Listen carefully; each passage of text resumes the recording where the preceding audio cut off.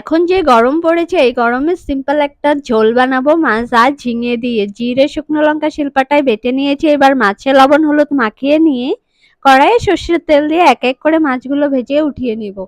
তারপর এদিকে আমি ঝিঙ্গেগুলোও কেটে নিয়েছি সুন্দর করে। এবার সেই তেলের মধ্যেই ঝিঙ্গে আর আলু দিয়ে দিব, দিয়ে একটু ভালো করে ভেজে নিয়ে লবণ হলুদ দিয়ে দিব।